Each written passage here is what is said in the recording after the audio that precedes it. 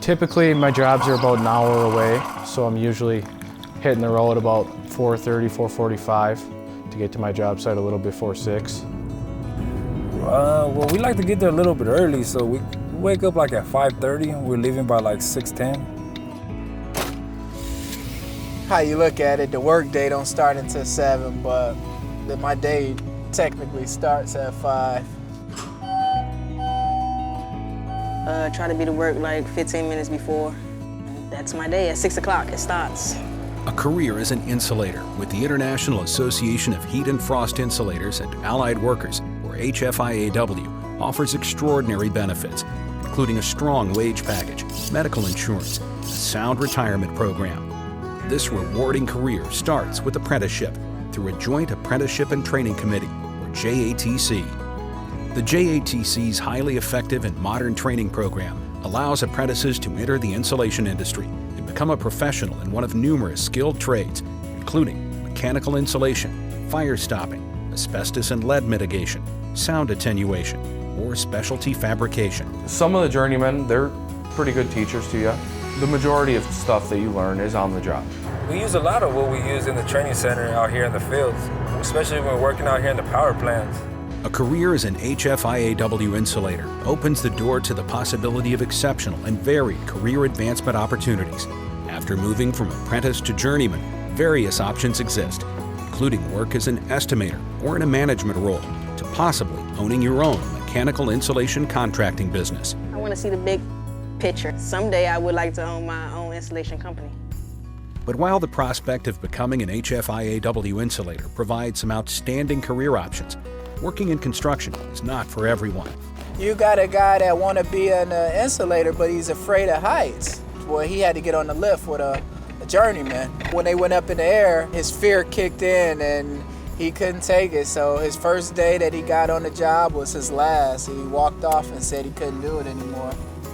The real-life rigors of the insulator's trade and the commitment needed to complete the apprenticeship program present numerous challenges. Before applying, candidates must accept that they must complete 4 consecutive years of classroom instruction through the JATC program, as well as more than 1,600 hours of on-the-job training per year. Our classroom hours, we go once a week for 4 hours, and we start in August and end in May. Further, apprentice candidates are expected to possess a mechanical aptitude and a fundamental understanding of algebra and geometry, while being on time every day and keeping a good attitude.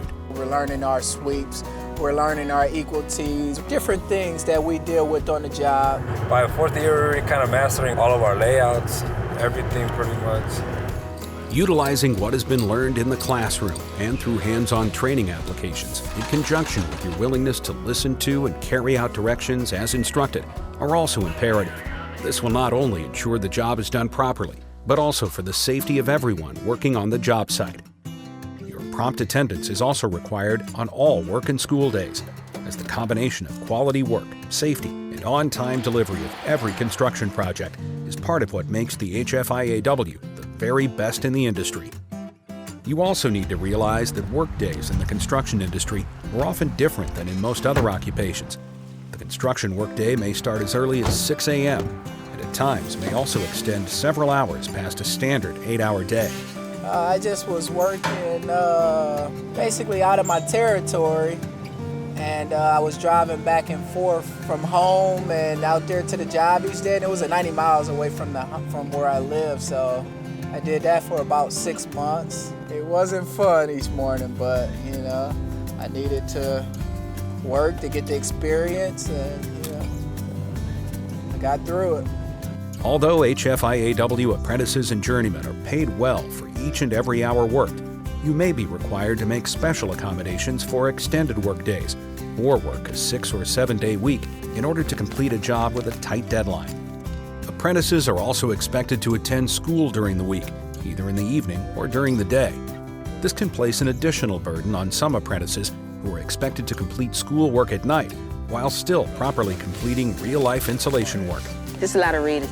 and it's all on me, you know, what I want to get out of the apprenticeship. It is beneficial, you know what I'm saying, and it's going to lead me to where I need to be at in life. From the first day on the job, apprentices are expected to be dressed appropriately for work. This not only includes being dressed for the weather and potential changes, but also to work safely on a construction site. Working in the cold is no joke. It was minus 30 out a few days and I was working up on a rooftop. You would go out there and work for about 10-15 minutes, then go back in and heat up, and then you'd go back out for another 15 minutes, then come back in and heat up. When I work in the cold, I'm wearing layers and then putting overalls on. Gloves, face masks. You don't want to catch a cold, you know, and you want to get the work done too. Sometimes work must be completed in confined spaces long before heating or cooling systems are operating. This is not only a matter of your comfort to work well on the job, but also your safety. It's not always fun. There's a lot of tight places that I get put in because I'm small. It's hot, sticky, sweaty. It smells usually. The work of an insulator apprentice may even be surprising, as the less experienced may be required to unload trucks or haul materials up numerous flights of stairs. Sometimes if it's a big project, we have the crane help us put the material up there, but if not, if it's a tight area, no, we all got to just carry it up by foot all the way up the stairs. You should also be aware that the restroom facilities on most job sites are limited to portable units and will be the only option available. My first time on the job in the restrooms, I was like, no.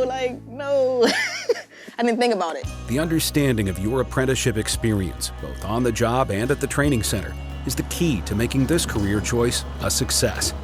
And we hope this has provided a quality look into the life of an insulator apprentice. God, I want to be the mechanic one. Someone looks at my work and like, see that? Alejandro put that on. 10 years later, you see that? It's still up there. Kind of proud to be, you know, could say I work in construction, you know. I don't have a college degree, but I'm able to provide for my family and take care of my family from the trade. So, you know, it's definitely worth it. Definitely worth it. More information is available online at insulators.org or through your local JATC training center.